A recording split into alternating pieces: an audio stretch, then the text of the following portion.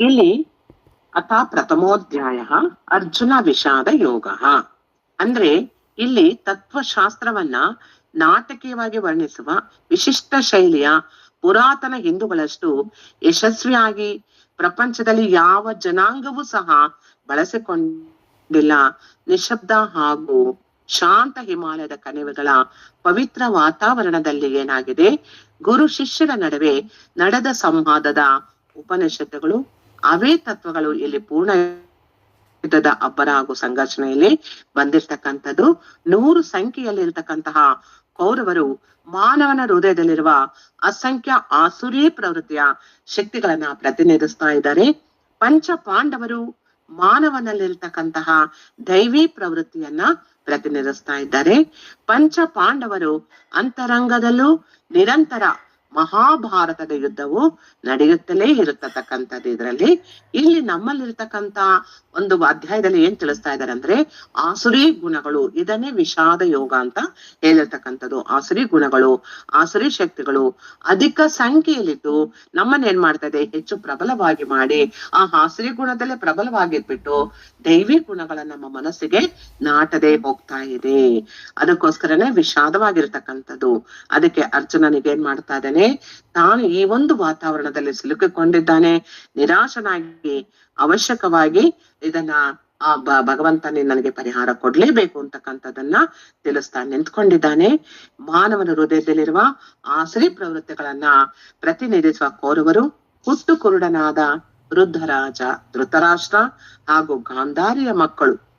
ಕುರುಡು ರಾಜನನ್ನ ಮದುವೆಯಾಗಿದ್ದ ಗಾಂಧಾರಿ ಅವಳು ಸ್ವಂತ ಇಚ್ಛೆಯಿಂದಲೇ ಏನ್ ಮಾಡಿದ್ಲು, ತನ್ನ ಕಣ್ಣುಗಳನ್ನ ಬಟ್ಟೆಯಿಂದ ಕಟ್ಕೊಂಡಿದ್ದಾಳೆ. ಇಲ್ಲಿ ಪ್ರತಿಯೊಬ್ಬನ ಮನಸ್ಸು ಆತ್ಮದ ತಿಳುವಳಿಕೆ ಬಗ್ಗೆ ತಿಳಿದಿರುವುದೇ ಇಲ್ಲ. ಇದು ಹುಟ್ಟು ಕುರುಡುತನ. ಮೊದಲದಾಗಿ ನಮ್ಮಲ್ಲಿರುವ ಹುಟ್ಟು ಕುರುಡತನ ವಿಷಾದವನ್ನ ತಿಳಿಸಿದ್ದಾರೆ. ಏನು, ಪ್ರತಿಯೊಬ್ಬರ ಮನಸ್ಸು ಆತ್ಮದ ತಿಳುವಳಿಕೆ ಬಗ್ಗೆ ಜ್ಞಾನವನ್ನ ಪಡ್ಕೊಂಡಿಲ್ಲ. ನಮ್ಮಲ್ಲಿ ಏನಾಗಿದೆ, ಪೂರ್ಣವಾಗಿ ಆಸುರಿ ಗುಣಗಳೇ ಆವರಿಸ್ಕೊಂಡ್ಬಿಟ್ಟಿದೆ. ಆ ಆಸುರಿ ಗುಣಗಳಿಂದ ಹೇಗೆ ಹೊರಬರ್ಬೇಕು ಅಂತ ನಮ್ಗೆ ಗೊತ್ತಾಗ್ತಾ ಇಲ್ಲ. ಅದಕ್ಕೆ ಆ ಒಂದು ಮಾನಸಿಕ ಸ್ಥಿತಿಯನ್ನ ಅರ್ಜುನನ ವಿಷಣ್ಣತೆಯ ವಿಷಾದವಾದ ಚಿತ್ರದಲ್ಲಿ ಸುಂದರವಾಗಿ ಇಲ್ಲಿ ವರ್ಣಿಸ್ತಾ ಹೋಗಿದ್ದಾರೆ. ಧರ್ಮ ಎಂಬ ಪದದೊಡನೆಯಲ್ಲಿ ಪ್ರಾರಂಭವಾಗುತ್ತೆ, ನನ್ನ ಮಮ ಎಂಬ ಶಬ್ದದೊಡನೆ ಮುಕ್ತಾಯವಾಗುತ್ತದೆ. ಮೊದಲನೇ ಅಧ್ಯಾಯದಲ್ಲಿ ಧರ್ಮ ಎಂಬ ಪದದೊಡನೆ ಪ್ರಾರಂಭವಾಗಿ 18ನೇ ಅಧ್ಯಾಯದಲ್ಲಿ ಮಮ ಎಂಬ ಶಬ್ದದೊಡನೆ ಇದು ಮುಕ್ತಾಯಗೊಳ್ತಕ್ಕಂಥದ್ದು. ನನ್ನ ಧರ್ಮವನ್ನ ನನ್ನ ಗೀತೆಯಲ್ಲಿ ತಿಳ್ಕೊಳ್ತಕ್ಕಂಥದ್ದೇ ಮುಖ್ಯವಾಗಿರತಕ್ಕಂಥದ್ದು. ಇಂಥ ಒಂದು ಅಧ್ಯಾಯದಲ್ಲಿ ನಾವು ಪೂರ್ಣವಾಗಿ ತಿಳ್ಕೊಳ್ಳೋಣ. ಏನು ಈ ಒಂದು ಅಧ್ಯಾಯದಲ್ಲಿ ಏನ್ ತಿಳಿಸಿದ್ದಾರೆ ಅಂತಂದ್ರೆ, ಮೊದಲನೇ ಶ್ಲೋಕದಿಂದ 11ನೇ ಶ್ಲೋಕದವರೆಗೂ ಸಹ ಧರ್ಮರಾಜ ದುರ್ಯೋಧನರ ಸೈನ್ಯದಲ್ಲಿ ಪ್ರಧಾನ ವೀರರನ್ನ ಗುರುತಿಸುವುದು, ಅವರ ಶ್ರೇಷ್ಠತೆ ಏನಿದೆ ಅಂತ ವಿವರಿಸ್ತಕ್ಕಂಥದ್ದು. ಇಲ್ಲಿ ಏನಾಗುತ್ತೆ, 1ನೇ ಶ್ಲೋಕದಿಂದ 11ನೇ ಶ್ಲೋಕದವರೆಗೂ ಅರ್ಜುನ ಪ್ರಶ್ನೆಗಳನ್ನ ಕೇಳ್ತಾನೆ ಇದ್ದಾನೆ. ಶ್ರೀಕೃಷ್ಣ ಪರಮಾತ್ಮ ಉತ್ತರವನ್ನ ಕೊಡ್ತಾನೆ ಇದ್ದಾನೆ. ಆದ್ರೂ ಸಹ ಅವನಿಗೆ ಸಮಸ್ಯೆ ಪರಿಹಾರ ಆಗ್ತಾನೆ ಇಲ್ಲ. 12ನೇ ಶ್ಲೋಕದಿಂದ 19ನೇ ಶ್ಲೋಕದವರೆಗೂ 2 ಕಡೆಯ ಸೈನ್ಯಗಳಿರುವ ಮಹಾವೀರರು ಉಪಯೋಗಿಸುತ್ತಿರ್ತಕ್ಕಂಥ ಶಂಖಗಳ ವರ್ಣನೆ, ಯಾರ್ಯಾರು ಯಾವ ಕಡೆ ನಿಂತಿದ್ದಾರೆ, ಯಾವ ಯಾವ ಪಾಂಚಜನ್ಯ ಶಂಖಗಳನ್ನ ಇಟ್ಕೊಂಡಿದ್ದಾರೆ, ಸೈನ್ಯದಲ್ಲಿ ಯಾರ್ಯಾರು ಯಾವ ಕಡೆ ಇದ್ದಾರೆ, ಭೀಷ್ಮ ದ್ರೋಣರು ಇವರೆಲ್ಲರೂ ಸಹ ಪಿತಾಮಹರು ಎಲ್ಲರೂ ಸಹ ಇದ್ದಾರೆ. ಇವರೆಲ್ಲರನ್ನ ನೋಡಿದ್ಮೇಲೆ ಅವನಿಗೇನಾಯ್ತು, ಅರ್ಜುನನ ಮನಸ್ಸು ಕುಂಠಿತವಾಯ್ತು. ಇಲ್ಲಿ ಅವನಿಗೆ ಬಂದಿದ್ದು ಒಂದೇ ಸಮಸ್ಯೆ, ಇಷ್ಟನ್ನೆಲ್ಲ ನನ್ನ ಬಂಧು ಬಾಂಧವರು ಬಳಗದವರೇ ಇದ್ದಾರೆ, ಇಂಥವರನ್ನ ಸಂಹಾರ ಮಾಡುವಂತ ಶ್ರೀಕೃಷ್ಣ ಪರಮಾತ್ಮ ರಣರಂಗಕ್ಕೆ ಕರೆದುಕೊಂಡು ಬಂದು ತೋರಿಸ್ತಾ ಇದ್ದಾನಲ್ಲ, ಇವರ ಜೊತೆ ಯುದ್ಧ ಮಾಡಿ ಈಗ ಮಾಡಿರುವ ಕರ್ಮವೇ ಸಾಲದೆ ಮತ್ತಿನ್ಯಾವ ಕರ್ಮ ನಾನು ಹೋಗ್ಬೇಕು, ಈ ಗೆಲುವು ನನಗೆ ಯಾತಕ್ಕಾಗಿ ಬೇಕು, ಇದು ಯಾವತ್ತಿದ್ದರೂ ದೋಷವೇ ಅಲ್ವೇ, ಇದು ಯಾವತ್ತಿದ್ದರೂ ಪಾಪವೇ ಅಲ್ವೇ, ಪರಮಾತ್ಮ ಯಾತಕ್ಕೆ ನನ್ನನ್ನ ಈ ಇಕ್ಕಟ್ಟಿನಲ್ಲಿ ಸಿಕ್ಸಿ ನನ್ನನ್ನ ಯುದ್ಧ ಮಾಡು ಅಂತ ಹೇಳ್ತಾ ಇದೀಯಾ. ಎಲ್ರು ಆ ಸೈನ್ಯದಲ್ಲಿ ನಿಂತಿರ್ತಕ್ಕಂಥವರು, ಅವರು ಶಂಖಗಳನ್ನ ವರ್ಣನೆ ಮಾಡಿರ್ತಕ್ಕಂಥದ್ದು, ಅಸ್ತ್ರಗಳನ್ನ ಹಿಡ್ದಿರ್ತಕ್ಕಂಥದ್ದು, ಇವೆಲ್ಲವನ್ನ ನೋಡ್ತಾ ಇದ್ರೆ ನನಗೆ ಭಯ ಆಗ್ತಾ ಇದೆ, ನನಗೆ ಆಗ್ತಾ ಇಲ್ಲ, ತುಂಬಾ ಭಯ ಆಗ್ತಾ ಇದೆ, ದುಃಖ ಆಗ್ತಾ ಇದೆ. ಭಗವಂತ ದಯವಿಟ್ಟು ಯಾಕೆ ಈ ರೀತಿ ಮಾಡ್ತಾ ಇದೀಯಾ? ಇವರ ಜೊತೆ ಯಾತಕ್ಕಾಗಿ ಯುದ್ಧ ಮಾಡ್ಬೇಕು? ಧರ್ಮ ಕ್ಷೇತ್ರೆ ಕುರುಕ್ಷೇತ್ರೆ ಸಮವೇತಾಯುತ್ಸವಃ ಮಾಮಕ ಪಾಂಡವಶ್ಚೈವ ಕಿಮ ಕುರುವತ ಸಂಜಯ. ಧರ್ಮ ಕ್ಷೇತ್ರವಾಗಿರೋದನ್ನ ಮತ್ತೆ ಕುರುಕ್ಷೇತ್ರ ಯಾತಕ್ಕೆ ಮಾಡ್ತಿದ್ಯಾ ಪರಮಾತ್ಮ? ಈ ಕುರುಕ್ಷೇತ್ರದಿಂದ ಮತ್ತೆ ನಾನು ಧರ್ಮ ಕ್ಷೇತ್ರಕ್ಕೆ ಬರುವುದು ಯಾವಾಗ? ನನ್ನನ್ನು ನಾನು ತಿಳಿದುಕೊಳ್ಳೋದು ಯಾವಾಗ ಪರಮಾತ್ಮ? ಯಾಕೆ ಈ ರೀತಿ ಉಭಯ ಸಂಕಟದಲ್ಲಿ ನನ್ನನ್ನ ಸಿಲುಕಿಸ್ತಾ ಇದೀಯಾ? ಏನ್ ಮಾಡ್ಬೇಕು ನಂಗೆ ಅರ್ಥ ಆಗ್ತಾ ಇಲ್ಲ. ಗಾಂಡಿವವು ಜಾರ್ತಾ ಇದೆ, ಮನಸ್ಸು ವಿಕಲ್ಪ ಆಗ್ತಾ ಇದೆ, ಮೈಗೆಲ್ಲ ಬೆವರ್ತಾ ಇದೆ. ನನ್ನ ಮನಸ್ಸನ್ನ ನಾನು ಹತೋಟಿಯಲ್ಲಿ ಇಟ್ಕೊಳ್ಳೋದಕ್ ನನಗೆ ಸಾಧ್ಯನೇ ಆಗ್ತಾ ಇಲ್ಲ. ಏನ್ ಮಾಡ್ಬೇಕು ಹೇಳು ಪರಮಾತ್ಮ ಅಂತ ತಾನು ದುಃಖಿತನಾಗಿ ಭಾವುಕನಾಗಿ ಅಂತರಂಗದ ಒಂದು ಶೋಧನೆಯಿಂದ ದುಃಖದಿಂದ ಕೇಳ್ಕೊಳ್ತಾ ಇದ್ದಾನೆ. ಅದಕ್ಕೆ ಹೇಳ್ತಾರೆ, ಅರ್ಜುನ ನಿನ್ನ ಮನಸ್ಸಿನಲ್ಲಿ ಉಂಟಾದ ವಿಷಾದವನ್ನ ವರ್ಣಿಸುವುದೇ ಮುಖ್ಯವಾಗಿರತಕ್ಕಂಥದ್ದು. ನಿನ್ನ ಮನಸ್ಸಿನಲ್ಲಿ ಏನೇನು ವಿಷಾದ ಉಂಟಾಗಿದೆ ಅದನ್ನ ವರ್ಣಿಸ್ತಾ ಇದ್ದೀನಿ. ಯುದ್ಧ ಭೂಮಿಯನ್ನ ಈಗ ನೋಡಿದೆ ಅಲ್ವಾ? ಸುತ್ತಲೂ ಒಂದು ಸಾರಿ ಕಣ್ಣು ಆಡಿಸ್ದೆ ಅಲ್ವಾ? ಅಲ್ಲಿ ಯಾರಿದ್ರು? ಶತ್ರುಗಳ ಪಕ್ಷದಲ್ಲಿದ್ದಾರೆ. ಯಾರ್ಯಾರು? ತಾತ, ಗುರುಗಳು, ಸೋದರ ಮಾವಂದಿರು, ಜ್ಞಾತಿ ಸೋದರರು, ಪುತ್ರ ಸಮಾನರು, ಮೊಮ್ಮಕ್ಕಳು, ಇವರೆಲ್ಲ ಯಾರು? ಎಲ್ಲರೂ ನನ್ನ ರಕ್ತ ಸಂಬಂಧಿಗಳೇ. ಹಾಗೆ ಮನಸ್ಸಿಗೆ ಹತ್ತಿರವಾದ ಸ್ನೇಹಿತರು ಕಂಡು ಬರ್ತಾ ಇದ್ದಾರೆ. ಇವರೆಲ್ಲರೂ ಇದ್ದಾರಲ್ಲ, ಇವರೆಲ್ಲರ ಜೊತೆ ನನ್ನನ್ನ ಯುದ್ಧ ಮಾಡು ಅಂತ ಹೇಳ್ತಿದ್ಯಲ್ಲ ಪರಮಾತ್ಮ ಅಂತ ಕೇಳ್ತಾ ಇದ್ದಾನೆ. ಪರಮಾತ್ಮ ಹೇಳ್ತಾ ಇದ್ದಾನೆ, ಅಂತ್ಯವಿಲ್ಲದ ದಯೆ ಮಮಕಾರ ಅಂತರಂಗದಲ್ಲಿ ಹುದುಗಿದ ದುಃಖವು ಹೊರಹೊಮ್ಮಿತು. ಅಂತ್ಯವಿಲ್ಲ ನಮಗೆ ಒಂದಕ್ಕೆ, ಯಾವುದಕ್ಕೆ? ದಯೆ ಕರುಣೆಗೆ ಅಂತ್ಯವಿಲ್ಲ. ಮಮಕಾರವಂತೂ ಕೇಳಲೇಬೇಡಿ. ಆ ಮಮಕಾರದಿಂದಲೇ ಅಹಂಕಾರ ಭಾವಗಳು, ಆಸರಿ ಗುಣಗಳು ಎಲ್ಲವೂ ಬಂದಿದೆ ಮಮಕಾರದಿಂದ. ಇಂಥ ಮಮಕಾರವನ್ನ ಬಿಡೋದಕ್ಕೆ ಸಾಧ್ಯವಾಗ್ತಾ ಇಲ್ಲ. ಅಂತರಂಗದಲ್ಲಿ ಹುದುಗಿದ ದುಃಖ, ಯಾವ ದಯೆ ಮಮಕಾರದಿಂದ ಪೂರ್ಣವಾಗಿ ದುಃಖ ಉಂಟಾಗದೆ. ಯಾಕೆ? ನಾನು ನನ್ನವರು ಎಂಬ ಭಾವನೆ ಇಲ್ಲಿ ಉಕ್ಕಿ ಹರಿತಾ ಇದೆ. ಎಲ್ಲರನ್ನೂ ನೋಡ್ದ, ತಾತ, ಗುರುಗಳು, ಸೋದರ ಮಾವಂದ್ರು, ಸ್ನೇಹಿತರು, ಪುತ್ರ ಸಮಾನರು, ಇವ್ರನ್ನೆಲ್ಲ ನೋಡಿ ಇಂತಹ ಒಂದು ಇವರನ್ನ ಸಂಹಾರ ಮಾಡೋದಂದ್ರೆ ಯಾರಿಂದ ಸಾಧ್ಯ ಹೇಳಿ? ನಾವು ಸಾಮಾನ್ಯವಾಗಿ ಯೋಚನೆ ಮಾಡಿದಾಗ ಅನ್ಸುತ್ತೆ, ಹೇಗೆ ಸಾಧ್ಯ? ಇದನ್ನ ಯಾಕೆ ಇದ್ ಮಾಡ್ತಾ ಇದ್ದಾನೆ? ಯಾಕೆ ಪರಮಾತ್ಮ ಈ ರೀತಿ ವಿಷಾದವನ್ನ ಕೊಟ್ಟುಬಿಟ್ಟ ಅಂತ ನಮಗೂ ಪ್ರಶ್ನೆ ಬರುತ್ತೆ. ಆದ್ರೆ ಅವನಲ್ಲಿ ಏನ್ ತಿಳಿಸ್ತಾ ಇದ್ದಾನೆ? ಮೋಹ ಮಮಕಾರಗಳನ್ನೆಲ್ಲ ನೀನು ಬಿಡಲೇಬೇಕು. ಎಲ್ಲವನ್ನ ಯೋಚನೆ ಮಾಡು, ಪ್ರತಿಯೊಂದು ಯೋಚನೆ ಮಾಡು. ಇವರೆಲ್ಲರೂ ನಿನ್ನ ಬಂಧು ಬಳಗದವರೇ ಆಗಿದ್ರು ಸಹ ಇವರು ಶತ್ರುಗಳಾಗಿರುವುದರಿಂದ ಈ ಒಂದು ಜಗತ್ತು ಚೆನ್ನಾಗಿರ್ಬೇಕು, ವಿಶ್ವ ಕುಟುಂಬವೇ ಚೆನ್ನಾಗಿರ್ಬೇಕು ಅಂತಂದ್ರೆ ಈ ಶತ್ರುಗಳು ನಾಶವಾಗಲೇಬೇಕು. ಇಲ್ಲಿ ಭೀಷ್ಮ, ದ್ರೋಣರು, ತಾತ ಇವರೆಲ್ಲರೂ ಸಹ ಗುರುಗಳು, ಇವರೆಲ್ಲ ಯಾಕೆ ಅವ್ರ ಕಡೆ ಇದ್ದಾರೆ ಅಂದ್ರೆ ಅವರ ಅನ್ನದ ಋಣದಲ್ಲಿ ಇದ್ದಾರೆ. ಅವರು ಆ ಅನ್ನದ ಋಣದಲ್ಲಿ ಇರೋದ್ರಿಂದ ಭೀಷ್ಮಾಚಾರ್ಯರಿಗೆ ಪ್ರತಿಯೊಂದು ಗೊತ್ತು, ಕೌರವರು ನಾಶ ಆಗ್ಲೇಬೇಕು ಅನ್ನೋದು ಚೆನ್ನಾಗ್ ಗೊತ್ತು. ಆದ್ರೂ ಸಹ ವಿಧಿ ಇಲ್ಲದೆ ಕೌರವರ ಪಕ್ಷದಲ್ಲಿ ಇರ್ಬೇಕಾಗಿದೆ. ಯಾಕೆ? ಅವರ ಅನ್ನದ ಋಣವನ್ನ ಅವನು ತಿಂದಿದ್ದಾನೆ. ಕೊನೆಯವರೆಗೂ ಭೀಷ್ಮ ದ್ರೋಣರು ಹೇಳ್ತಾರೆ, ನೀನು ತಾತ ನಿಮ್ಗೆಲ್ಲಾ ಗೊತ್ತಿರ್ತಕ್ಕಂಥವ್ರು, ನೀವು ಈ ರೀತಿ ಈ ಒಂದು ಅಸ್ತ್ರವನ್ನ ಹಿಡಿದು ಪಾಂಡವರನ್ನ ನಾಶ ಮಾಡೋದಕ್ಕಾಗಿ ನಿಂತಿದ್ದೀರಾ ಅಂದ್ರೆ ಇದು ಹೇಗೆ ಒಪ್ಪದು? ಯಾಕೆ ಭೀಷ್ಮಾಚಾರ್ಯರೇ ಈ ರೀತಿ ಹೀಗೆ ಮಾಡ್ತಾ ಇದ್ದಾರೆ ಅಂದಾಗ ಭೀಷ್ಮಾಚಾರ್ಯರು ಹೇಳ್ತಾರೆ, ಏನು ಮಾಡಕ್ಕೆ ಆಗೋದಿಲ್ಲಪ್ಪ. ಅವರ ಅನ್ನವನ್ನ ನಾನು ತಿಂದಿದ್ದೇನೆ. ಆ ಅನ್ನದ ಆ ಒಂದು ಶತ್ರುವಿನ ಆ ವಿಷವಾಗಿರ್ತಕ್ಕಂಥ ಅನ್ನವನ್ನೇ ನಾನು ತಿಂದಿರೋದ್ರಿಂದ ಆ ರಕ್ತವೆಲ್ಲವೂ ಹೊರಗೆ ಹೋಗಲೇಬೇಕು. ಹೊರಗೆ ಹೋಗುವವರೆಗೂ ಸಹ ಆ ಋಣ ತೀರುವುದಿಲ್ಲ. ಆ ಋಣ ತೀರಿದ ಮೇಲೆ ನಾನು ಪಾಂಡವರ ಪಕ್ಷಕ್ಕೆ ಹೋಗೋಕ್ ಸಾಧ್ಯ. ಅದಕ್ಕೋಸ್ಕರ ನಾನು ಕೌರವರ ಪಕ್ಷದಲ್ಲಿ ನಿಂತಿದ್ದೀನಿ ಅಂತ ಹೇಳ್ತಾನೆ. ಅವರ ಅನ್ನವನ್ನ ಅವರ ಋಣದಲ್ಲಿ ನಾನಿರೋದ್ರಿಂದ ನಾನಿವತ್ತು ನನಗೆ ಇಚ್ಛೆ ಇರಲಿ ಇಲ್ಲದಿರಲಿ ನಾನು ಈ ಒಂದು ಪಕ್ಷದಲ್ಲಿ ನಿಲ್ಲಲೇಬೇಕಾಗಿದೆ ಅಂತ ಹೇಳ್ತಾನೆ. ಆದ್ರೆ ಅರ್ಜುನನಿಗೆ ತುಂಬಾ ದುಃಖ ಆಗುತ್ತದೆ. ನನ್ನ ಪ್ರೀತಿಯ ತಾತ, ಆತ್ಮೀಯವಾದ ತಾತ, ನಮಗೆ ಪ್ರಾಣವನ್ನೇ ಕೊಟ್ಟು ನಮ್ಮನ್ನ ಜೀವಕ್ಕೆ ಜೀವದಲ್ಲಿಟ್ಟು ರಕ್ಷಿಸತಕ್ಕಂತ ತಾತನೇ ಅಸ್ತ್ರವನ್ನ ಹಿಡ್ದಿದ್ದಾರೆ ಅಂತಂದ್ರೆ ನಾನ್ ಹೇಗಪ್ಪ ಯುದ್ಧ ಮಾಡೋದು ಅಂತ ತುಂಬಾ ಚಿಂತೆ ಆಗ್ತಾ ಇದೆ. ಅದಕ್ಕೋಸ್ಕರ ದಯೆ, ಮಮಕಾರ, ಅಂತರಂಗದಲ್ಲಿ ಹುದುಗಿದ ದುಃಖವು ಈಗ ಅರ್ಜುನನ್ಗೆ ಏನಾಗ್ತಿದೆ, ಎಲ್ಲವೂ ಹೊರವೊಮ್ಮೆ ಹೇಳ್ತಾ ಇದ್ದಾನೆ. ಈ ರೀತಿ ತನ್ನವರನ್ನೇ ಕ್ರೂರವಾಗಿ ಕೊಂದು ಆ ರಕ್ತದ ಊಟವನ್ನ ಭುಜಿಸುವುದೇ, ಇಂಥ ರಕ್ತದ ಊಟ ಭುಜಿಸ್ಬೇಕೆ ಪರಮಾತ್ಮ? ಯಾಕೆ ಈ ರೀತಿ ಸಂಕಟದಲ್ಲಿ ಸಿಲುಕಿಸ್ತಾ ಇದೆ, ನನ್ಗೆ ಅರ್ಥ ಆಗ್ತಾ ಇಲ್ಲ. ಮೊದಲನೇ ಅಧ್ಯಾಯ ಎಲ್ಲಾ ಶ್ಲೋಕಗಳಲ್ಲೂ ಸಹ ನೋಡ್ತಾ ಹೋದಾಗ ನಮ್ಮ ಒಳಗಿರುವ ದುಃಖ, ನಮ್ಮೊಳಗಿರುವ ನೋವು, ಸಂಕಟಗಳು, ನಮ್ಮ ಜೀವನದ ಶೈಲಿ ಎಲ್ಲವೂ ನೆನಪಿಗೆ ಬರುತ್ತದೆ. ಮೊದಲನೇ ಅಧ್ಯಾಯದಲ್ಲಿ ಮನೆಯವರ ಶತ್ರುಗಳು, ತಂದೆ ತಾಯಿ ಮಕ್ಕಳೇ ಶತ್ರುಗಳು ಇವತ್ತಿನ ಒಂದು ಪ್ರಪಂಚದಲ್ಲಿ ನೋಡ್ತಾ ಇದೀವಿ. ಹಾಗಾದ್ರೆ ಇವೆಲ್ಲವನ್ನ ದಾಟಿ ಬರುವುದು ಹೇಗೆ ಅಂತಂದ್ರೆ, ಈ ಒಂದು ಯುದ್ಧದಲ್ಲಿ ಇರ್ತಕ್ಕಂತಹ ಒಂದು ಸಾರವನ್ನ ನಾವು ತಿಳ್ಕೊಂಡಾಗ ನಾವು ಹೇಗೆ ನಮ್ಮಲ್ಲಿರ್ತಕ್ಕಂತಹ ಅವಗುಣಗಳಿಂದ, ದುಶ್ಚಟಗಳಿಂದ, ದುರ್ಗುಣಗಳಿಂದ, ದುರಭ್ಯಾಸಗಳಿಂದ ಹೊರ ಬರ್ಬೇಕು, ಎಲ್ಲಿ ದಯೆ ಹೊಂದ್ಬೇಕು, ಎಲ್ಲಿ ಮಮಕಾರವನ್ನ ಇಟ್ಕೋಬೇಕು, ಎಲ್ಲಿ ಮಮಕಾರವನ್ನ ಬಿಡಬೇಕು ಅನ್ನೋದನ್ನ ನಮ್ಗಿಲ್ಲಿ ಸ್ಪಷ್ಟವಾಗಿ ಪೂರ್ಣವಾಗಿ ಗೋಚರ ಆಗ್ತಾ ಇದೆ. ಅದಕ್ಕೆ ಹೇಳ್ತಾರೆ, ರಾಜ್ಯದ ಪದವಿಗಳು, ಭೋಗಗಳನ್ನ ಅನುಭವಿಸಬೇಕೇ? ಅವನಿಗೆ ಸಂದೇಹ ಬರ್ತಾ ಇದೆ, ಅರ್ಜುನನಿಗೆ ಕೇಳ್ತಾ ಇದ್ದಾನೆ, ರಾಜ್ಯದ ಪದವಿಗಳು ಬೇಕೇ? ಈ ಪದವಿಗಳನ್ನೆಲ್ಲ ಇಟ್ಕೊಂಡು ಏನ್ ಮಾಡ್ಬೇಕು? ಒಂದ್ ದಿವಸ ನಾನು ಹೋಗೋದೇ ಅಲ್ವೇ? ಅದಕ್ಕಿಂತ ಪದವಿಗಳು ಬೇಕೇ? ಅದು ರಕ್ತದ ಕೋಡಿಯನ್ನ ಹರಸಿ ಆ ಒಂದು ರಾಜ್ಯದ ಪದವಿ ಇಟ್ಕೊಂಡು ನಾನ್ ಯಾವ ರಾಜ್ಯ ಭಾರವನ್ನ ಆಳ್ಬೇಕು ಪರಮಾತ್ಮ? ಹೇಳು ಪರಮಾತ್ಮ, ಯಾವ ರಾಜ್ಯವನ್ನ ಆಳ್ಬೇಕು?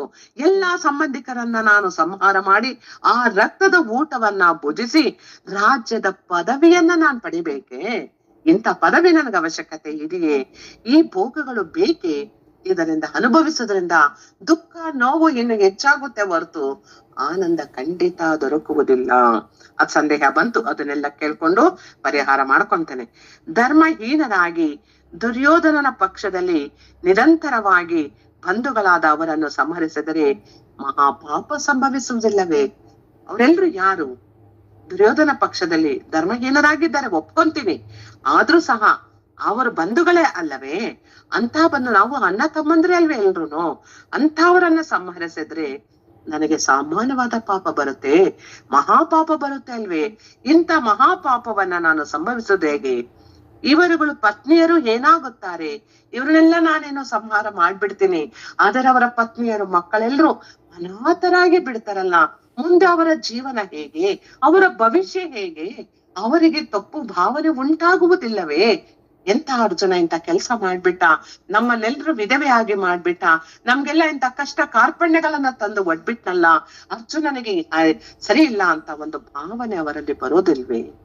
ಪರಮಾತ್ಮ ಯಾಕೆ ಈ ರೀತಿ ಮಾಡ್ತಾ ಇದೆಯಾ? ನನಗ್ ಸಂದೇಹ ಉಂಟಾಗ್ತಿದೆ, ಇದಕ್ಕೆಲ್ಲವೂ ಉತ್ತರವನ್ನ ಕೊಡು ಅಂತಂದು ಕೇಳ್ಕೊಂತಾ ಇದ್ದಾನೆ. ಕುಲ ಸ್ತ್ರೀಯರು ವರ್ಣ ಸಂಕರಕ್ಕೆ ಮುಂದಾದರೆ ಕುಲಾಚಾರಗಳು ಮಣ್ಣು ಪಾಲಾಗುತ್ತದಲ್ವೇ? ಕುಲ ಸ್ತ್ರೀಯರು ಏನಾದ್ರೂ ವರ್ಣ ಸಂಕರಕ್ಕೆ ನಿಂತು ಬಿಟ್ರು ಅಂತ ಅಂದ್ರೆ ಕುಲಾಚಾರಗಳು ಏನಾಗುತ್ತೆ ಪರಮಾತ್ಮ? ಎಲ್ಲವೂ ಮಣ್ಣು ಪಾಲಾಗಿ ಹೋಗೋದಿಲ್ವೇ? ಇದು ಹೇಗಾಗುತ್ತೆ? ಜೊತೆಗೆ ಪಿತೃ ದೇವತೆಗಳು ಪಿಂಡೋದಕಗಳನ್ನ ಪಡೆಯದೆ ಅಧೋಲೋಕಕ್ಕೆ ತಲುಪುತ್ತಾರಲ್ವಾ? ಅನ್ಯಾಯದಿಂದ, ಅಧರ್ಮದಿಂದ ಅರ್ಜುನ ನಮ್ಮೆಲ್ಲರನ್ನ ಸಂಹಾರ ಮಾಡ್ಬಿಟ್ಟಿದ್ದಾನೆ ಅಂತ ಎಲ್ಲಾ ಪಿತೃಗಳು ಸಹ ಆ ಪಿಂಡೋದಕವನ್ನ ಪಡೆಯದೆ ಹೋದ್ರೆ ಆವಾಗ ಅಧೋಲೋಕಕ್ಕೆ ತಲುಪ್ತಾರಲ್ವಾ? ಆವಾಗ ಏನಾಗುತ್ತೆ ಇದರ ಪರಿಸ್ಥಿತಿ?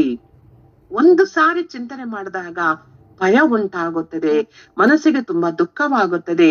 ಆ ವಿಷಾದ ಎಷ್ಟು ಉಂಟಾಗಿದೆ ಅಂತಂದ್ರೆ ಪರಮಾತ್ಮ ಈ ಯುದ್ಧವನ್ನ ಯಾತಕ್ಕಾಗಿ ಏರ್ಪಾಡು ಮಾಡಿದೆ? ಇಂಥ ನೋವನ್ನ ಏಕೆ ಅನುಭವಿಸ್ಬೇಕಾಗಿದೆ? ಯಾಕೆ ಪರಮಾತ್ಮ? ನನಗೊಂದು ತಿಳಿಯದಂತಾಗಿದೆ, ನನ್ನ ಮನಸ್ಸು ಮೌನವಾಗ್ಬಿಟ್ಟಿದೆ, ಏನು ತಿಳಿತಾ ಇಲ್ಲ ಪರಮಾತ್ಮ ಅಂತ ಒಂದೊಂದು ಸಹ ತನ್ನ ಮನಸ್ಸಿನ ಅಂತರಾಳದಲ್ಲಿ ಬರ್ತಿರ್ತಕ್ಕಂತಹ ಎಲ್ಲ ಭಾವನೆಗಳನ್ನು ಸಹ ಅವನು ಮುಂದಿಡ್ತಾ ಇದ್ದಾನೆ. ನೀತಿಯಿಂದ ಧರ್ಮವಾಗಿ ಬದುಕಬೇಕೆಂಬ ಬಯಸುವ ಅರ್ಜುನನಲ್ಲಿ ಈ ಒಂದು ಅಂತರ್ಯುದ್ಧ ಉಂಟಾಯ್ತು. ಅರ್ಜುನನ ಒಂದು ಇಚ್ಛೆ ಏನಿತ್ತು?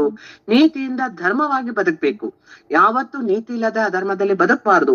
ಧರ್ಮವೇ ಧರ್ಮೋ ರಕ್ಷತಿ ರಕ್ಷಿತಹಾನ, ಹಾಗೆ ಧರ್ಮದಲ್ಲೇ ನಾನ್ ಬದುಕ್ಬೇಕು ಅನ್ನೋ ಇಚ್ಛೆ ಇರುವ ನನಗೆ ಈ ಅಂತರ್ಯುದ್ಧ ನನಗೆ ಪ್ರೋತ್ಸಾಹ ಕೊಡ್ತಾ ಇಲ್ಲ. ಭಾರತದ ಯುದ್ಧಕ್ಕೆ ಪ್ರೋತ್ಸಾಹಿತಿರಲಿಲ್ಲ. ಯಾಕೆ? ನನಗೆ ಯಾತಕ್ಕೆ ಈ ರೀತಿ ತೊಂದರೆನ ಕೊಡ್ತಾ ಇದೆಯಾ? ಪರಮ ಪಾಪಿಷ್ಟರಾದ ದುರ್ಯೋಧನಾದಿಗಳನ್ನ ಕೊಲ್ಲಬಾರದೆಂಬ ಮೋಹವು ಆವರಿಸಿತು. ಅವನಿಗೆ ಯಾವ ಮೋಹ ಬಂತು? ಈ ಯಾರನ್ನು ಸಹ, ಇವರೆಲ್ಲರೂ ಸಹ ಪಾಪಿಷ್ಟರೇ ಆಗಿದ್ರು ಸಹ ಇವರನ್ನು ಯಾರನ್ನು ಕೊಲ್ಲಬಾರದೆಂಬ ಭಾವನೆ ಉಂಟಾಯ್ತು. ಯಾಕೆ ಈ ಭಾವನೆ ಉಂಟಾಯ್ತು? ಮೋಹ ಎಂಬ ಭಾವನೆಯಿಂದ ಉಂಟಾಯ್ತು. ಈ ಮೋಹದಿಂದಲೇ ನಾವು ಇವತ್ತು ಸಹ ನಾವೆಲ್ಲವನ್ನ ಕಳೆದುಕೊಂಡು ಈ ದೇಹವನ್ನೇ ನಿಜವಾದ ಒಂದು ಹಸ್ತ ಅಂತ ತಿಳ್ಕೊಂಡು ಅದನ್ನೇ ಭಾವಿಸಿ ಆತ್ಮಾಂತಕದನ್ನ ಮರೆತು ಪರಮಾತ್ಮ ಸ್ವರೂಪಿನದನ್ನ ಮರೆತು ನಾವು ಸಹ ಈ ಒಂದು ಮೋಹ ಮಮಕಾರಗಳಲ್ಲಿ ಸಿಲುಕಿಕೊಂಡು ಈ ದೇಹದವನ್ನೇ ಭಾವಿಸಿ ಈ ಜಗತ್ತಿನಲ್ಲಿ ಜೀವನವನ್ನ ನಡೆಸುತ್ತಾ ನಾವು ಪಾಪ ಕರ್ಮಿಗಳಾಗಿ ಮುಂದುವರಿತಾ ಇದೀವಿ ಹೊರತು ಕರ್ಮವನ್ನ ಯೋಗ ಮಾಡ್ಕೋಬೇಕು ಅನ್ನೋ ಭಾವನೆ ಬಂದೇ ಇಲ್ಲ ಇಲ್ಲಿ. ಅದಕ್ಕೆ ಪರಮಾತ್ಮ ಕರ್ಮವನ್ನೇ ಯೋಗ ಮಾಡ್ತಾ ಇದ್ದಾನೆ. ಒಂದೊಂದಿಗೆ ಅರ್ಜುನನಿಗೆ ವಿಷಾದ ಉಂಟಾಗಿದೆ, ದುಃಖವಾಗಿದೆ, ಆದ್ರೆ ಅದನ್ನ ಅವನು ಯೋಗ ಮಾಡು ಅಂತ ಹೇಳ್ತಾ ಇದ್ದಾನೆ. ಯೋಗ ಅಂದ್ರೆ ಏನು? ಭಗವಂತನ ಜೊತೆ ಒಂದಾಗುವುದು ಅಂದ್ರೆ ನೀನು ಏನಿವತ್ತು ಯುದ್ಧ ಮಾಡೋದಕ್ಕೆ ನಿಂತಿದ್ದೀಯಾ, ಎಲ್ಲ ನಿನ್ನ ಬಂಧು ಬಳಗದವರು ತಾತ ಮುತ್ತಾತನು ಎಲ್ಲರೂ ಇದ್ರು ಸಹ ಎಲ್ಲರನ್ನು ಯಾಕೆ ಸಂಹಾರ ಮಾಡ್ತಾ ಇದೀಯಾ ಅಂತಂದ್ರೆ ನೀನ್ ಸಂಹಾರ ಮಾಡ್ತಿದ್ದೀನ ಭಾವವನ್ನ ಇಟ್ಕೊಂಡು ನೀನ್ ದುಃಖ ಪಡ್ತಾ ಇದೀಯಾ. ನೀನೆಲ್ಲ ಸಂಹಾರ ಮಾಡೋದು ನೀನು ನಿಮಿತ್ತ ಮಾತ್ರ ಅಷ್ಟೇ. ನಿಮಿತ್ತ ಮಾತ್ರ ಸವ್ಯಸಾಚಿ. ನೀನು ಕೇವಲ ಅರ್ಜುನ ನಿಮಿತ್ತ ಮಾತ್ರ. ನಿನ್ನೊಳಗೆ ನಾನಿದ್ದು ಈ ಯುದ್ಧವನ್ನ ಮಾಡ್ತಾ ಇದ್ದೇನೆ. ನೀನ್ ಯಾತಕ್ಕೆ ಮೋಹ ಮಮಕಾರಗಳಿಗೂ ಒಳಗಾಗ್ತಾ ಇದೀಯಾ? ನೀನೇ ಮಾಡ್ತಿದ್ದೀನಿ, ನೀನೇ ಪುಣ್ಯ ಕಟ್ಕೊಂತೀನಿ, ನೀನೇ ಪಾಪ ಕಟ್ಕೊಂತಿದ್ದೀನಿ ಅಂತ ಯಾಕೆ ನೀನ್ ಚಿಂತನೆ ಮಾಡ್ತಾ ಇದೀಯಾ? ಶತ್ರುಗಳು ಎಂದಿದ್ದರೂ ನಾಶವಾಗಲೇಬೇಕು. ಎಲ್ಲಿಯೂ ಶತ್ರುಗಳು ಇರುತ್ತಾರೋ ಅಲ್ಲಿಯವರೆಗೂ ಸಹ ಜಗತ್ತು ಜನ ನೆಮ್ಮದಿಯಾಗಿರೋದಕ್ಕೆ ಎಂದಿಗೂ ಸಾಧ್ಯವಿಲ್ಲ. ಅವರು ನಮ್ಮ ತಾತನೇ ಆಗಿರ್ಬೋದು, ಸಂಬಂಧಿಕರೇ ಆಗಿರ್ಬೋದು, ಅಣ್ಣ ತಮ್ಮಂದ್ರೆ ಆಗಿರ್ಬೋದು. ಅವನು ದೊಡ್ಡ ಶತ್ರುವಾದ ಮೇಲೆ ಆ ಶತ್ರುಗಳು ನಾಶ ಆಗ್ಲೇಬೇಕು. ಈಗ ನೀನೆಲ್ಲರನ್ನು ಕೊಲ್ತಾ ಇರೋದು ಕೇವಲ ಅವರ ದೇಹವನ್ನ ಮಾತ್ರ ಸಂಹಾರ ಮಾಡ್ತಾ ಇದೀಯಾ. ಆ ದೇಹ ಭಾವದಲ್ಲಿ ಇರತಕ್ಕಂತಹ ಆ ಒಂದು ಗುಣಗಳಿಗೇನಿದೆ, ಕರ್ಮಕಾಂಡದ ಗುಣಗಳಿಗೇನಿದೆ, ಕೆಟ್ಟ ಗುಣಗಳು ಏನಿದೆ, ದುಷ್ಕರ್ಮಗಳು ಏನಿದೆ, ಅವುಗಳನ್ನ ಮಾತ್ರ ನೀನು ನಾಶ ಮಾಡ್ತಾ ಇದೀಯ ಹೊರತು ನೀನು ಅವರ್ಯಾರನ್ನು ಕೊಲ್ಲುತ್ತಾ ಇಲ್ಲ. ಆತ್ಮಕ್ಕೆ ಸಾವಿಲ್ಲ. ಆತ್ಮವು ಪವಿತ್ರವಾಗಿರತಕ್ಕಂಥದ್ದು. ಕೇವಲ ಅವರಲ್ಲಿರತಕ್ಕಂತಹ ದೇಹ ಭಾವದ ಶತ್ರುತ್ವ ಇದೆಯಲ್ಲ, ಆ ಮೋಹ ಮಮಕಾರ ಇದೆಯಲ್ಲ, ಅವುಗಳನ್ನ ನೀನು ಸಂಹರಿಸ್ತಾ ಇದೀಯ ಅರ್ಜುನ. ಇದನ್ನ ಸ್ಪಷ್ಟವಾಗಿ ಹೇಳ್ತಾ ಇದ್ದೀನಿ, ತಿಳ್ಕೊ ಅಂತ ಹೇಳಿ ಬಿಡಿಸಿ ಬಿಡಿಸಿ ಬಿಡಿಸಿ ಬಿಡಿಸಿ ಹೇಳ್ತಾ ಇದ್ದಾನೆ. ಪೂರ್ಣವಾಗಿ ಹೇಳಿ ಹೇಳಿ ಹೇಳಿ ಅವನಿಗೆ ಹೇಳ್ತಾ ಇದ್ದಾನೆ. ಆದ್ರೂ ಸಹ ಆ ಧರ್ಮದ ಚಿಂತನೆಯೊಂದಿಗೆ ತನ್ನ ಕರ್ತವ್ಯವೇನೆಂದು ತಿಳಿಯದೆ ಗೊಂದಲಕ್ಕೀಡಾದ ಅರ್ಜುನನ ಅನುಮಾನವನ್ನ ಪರಿಹರಿಸೋದಕ್ಕೆ ಕೃಷ್ಣನು ನಿರ್ಧರಿಸ್ತಾನೆ. ನಿನಗೆ ಅನುಮಾನವನ್ನ ಪರಿಹರಿಸ್ಲೇಬೇಕಪ್ಪ. ನಿನಗ್ ಬಂದಿರತಕ್ಕಂತಹ ದುಃಖ ನೋವುಗಳು ಏನು ಅಂತ ಗೊತ್ತಾಗಿದೆ. ಇವುಗಳನ್ನೆಲ್ಲವನ್ನು ಸಹ ನಾನು ಆ ಒಂದು ನಾಶ ಮಾಡಲೇಬೇಕು.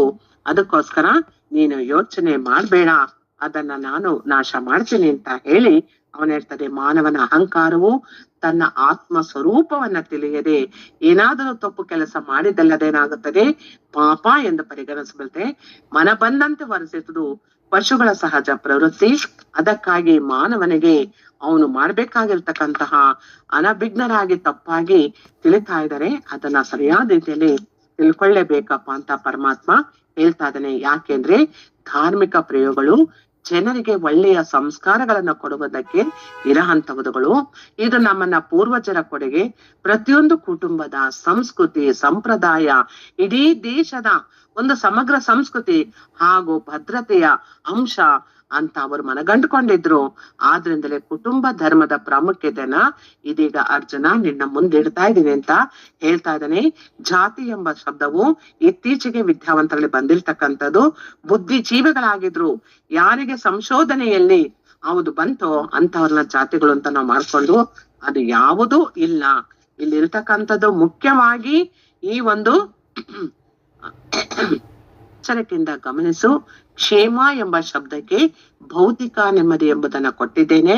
ಅರ್ಜುನ, ಈ ದೇಶದ ಏಳಿಗೆಗಿಂತ ತನ್ನೊಬ್ಬನ ಕ್ಷೇಮವನ್ನ ನೋಡಿಕೊಳ್ತಾ ಇದ್ದಾನೆ ಅಂತ ಆಗುತ್ತೆ. ಅದಕ್ಕೆ ನೀನು ನಿನ್ನೊಬ್ಬನ ಕ್ಷೇಮವನ್ನ ನೋಡ್ಕೋಬೇಡ, ಇಡೀ ದೇಶದ ಇಡೀ ಪ್ರಪಂಚದ ಕ್ಷೇಮವನ್ನ ನೀನು ನೋಡ್ಬೇಕಾಗಿದೆ.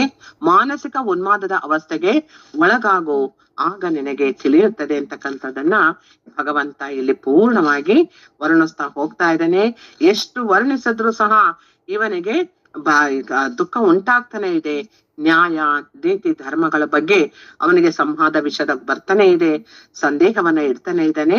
ಗುರುವಾಗಿ ಕೃಷ್ಣ ಪರಮಾತ್ಮನು ನಿಂತು ಈ ಒಂದು ಬೋಧನೆಯನ್ನ ಪೂರ್ಣವಾಗಿ ಮಾಡ್ತಾ ಇದ್ದಾನೆ.